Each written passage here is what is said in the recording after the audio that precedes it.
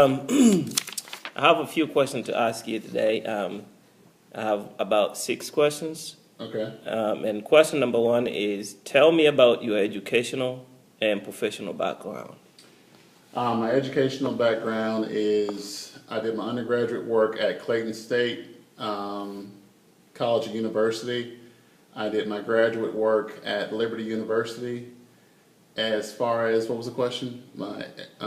Professional My background. professional background, I came to DeKalb County as a paraprofessional in 2002, and I became a certified teacher in 2006, and I've been teaching ever since. Okay. So how did you become a teacher from your other profession? What made you decide to become a teacher? The need to, I'm basically a people person. I like kids. I like showing, kids different ways, as to how to learn, and just more or less giving back. I think that there are not enough people that are in the educational field that actually want to teach. I think there are people that just want to be a part of something where they can get vacation time or whatever. And I am a person that wants to give back and help people understand why an education is important. Right. Because growing up, although my mom was an educator, my relatives were educators, I didn't necessarily see the importance of going home to study, to do what you're supposed to do in school. And as such, my GPA when I graduated high school was below a 2.0. I actually flunked out of college twice. The third time that I went back, including grad school, I would say that my GPA was well above a 3.0. And, I learned the importance of an education, but it took me a while. And now I'm at a point in my life where, I've been at that point where I just want to give back and help people understand. Yeah, some of the stuff that we do is not necessarily important, that you won't use it later in life. But there are things that you can apply that you learn in school to your everyday life, and it will benefit you later on down the road so that you can get where you need to be. Okay. So I'm going to continue down to question number 2. Okay. So what is your teaching philosophy? My teaching philosophy is every child can learn. However, every child cannot learn the same way. And what I mean by that is some students are, you can take the inventory and see, you have visual learners, blah, blah, blah.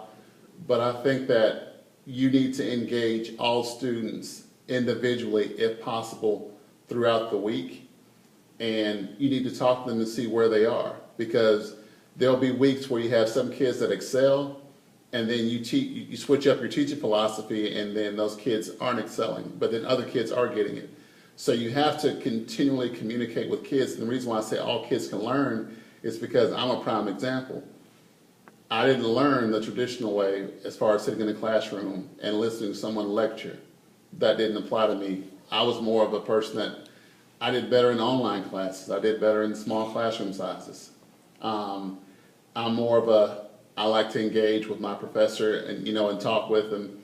That's the kind of person that I am. So when I say that all kids can learn, it's up to the teacher to actually engage each of his or her students in a way that's appropriate for that particular student, regardless of whether it's math, science, English, or social studies. You have to engage all students in order to make sure that all students are connecting with, the given concept. Right. Okay, so down to within this philosophy, describe the professional development that has. No, I'm going too far. Okay, question number 3. How do virtual labs fit within this philosophy of teaching? You get a chance to get away from group labs and this individual process, which requires reading and following directions. If you don't get it, I think virtual labs are good because you have the ability to rewind, as opposed to when you're doing a lab in class where the step 1, step 2, and typically you don't have the resources to go back and see, all right, where did I get this from? virtual labs give you the opportunity to go back and see, or to recheck yourself, as opposed to, I guess, the traditional labs. So I think virtual labs benefit kids in a way whereby, regardless of your learning style, you're able to, I guess, proof your work more. Does that make sense? Right, right. Okay, so question number 4. Describe the professional development that has helped you to be effective in using virtual lab for teaching. Did you receive any professional development? I went to the Explore Learning, I guess, the workshop about 4 years ago, and they explained, how you can. I don't think we've actually used it to. We haven't maximized how to actually use Explore Learning because they took it away from us, of course, and then they gave it back. But the way that Explore Learning works, you should have teachers from other schools and other districts across the country communicating back and forth, and you can actually add to the lab to I guess further engage students that want to have further inquiry to see how can this and this combine. You can add more questions. So I think the workshop that I attended, like I said, 4 years ago, was very beneficial in making the labs better, because you're not just getting one way of doing it, you're getting multiple ways of doing it, and you get that feedback from other teachers to say, okay, this worked with my kids asked me this question, so on and so forth, and therefore you can give that to your kids. And so that workshop helped me as far as just different ways to, I guess, get the concept across. Okay. Question number 5. So this question has 2 areas or 2 parts. Okay. Part 1 is, what do you see as barriers to using virtual lab with your students? The only barrier that I see is that some kids aren't as engaged. They want something that's hands-on, and they're more hands-on, so they're not as inclined to engage in the activity.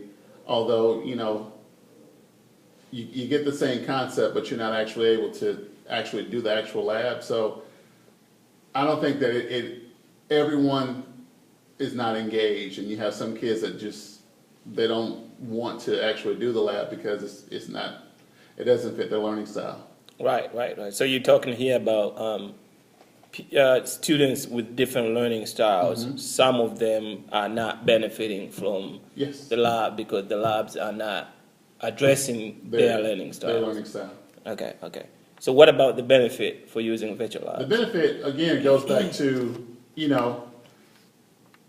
when you do it like a traditional lab, typically, with our funds, we don't have the resources or the time to go back and have a redo. On the virtual labs, again, you can go back and you can actually redo the labs, or, to a certain degree within time constraints, but you're able to follow the directions, you're able to connect better, as opposed to having a group or whatever, and you're getting it off this person. The virtual labs allow you to actually engage yourself and learn the concept of what it is you're trying to learn. And again, I think it's at a slower pace, and I think, that it's more in depth. Right. But it doesn't apply to everyone, Right. Going back to the first part of the question.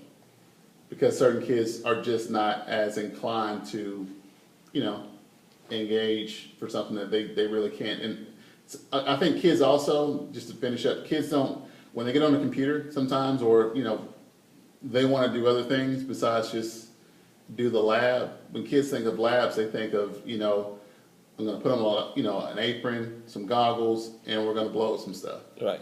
So it's just a new way of doing things. But I think it's very beneficial because I think kids learn more as they do more. Right. Okay, so last question. What adaptation, if any, did you make to make sure that all students in your class benefit from virtual labs?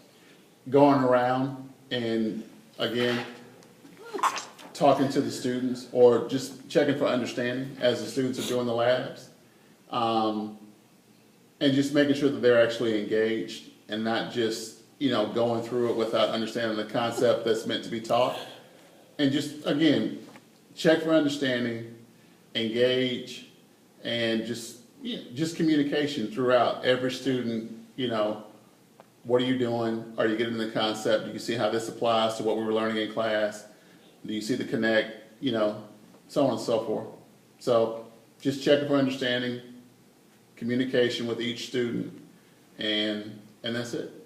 Okay, thank you so much. Thank you. Thank you.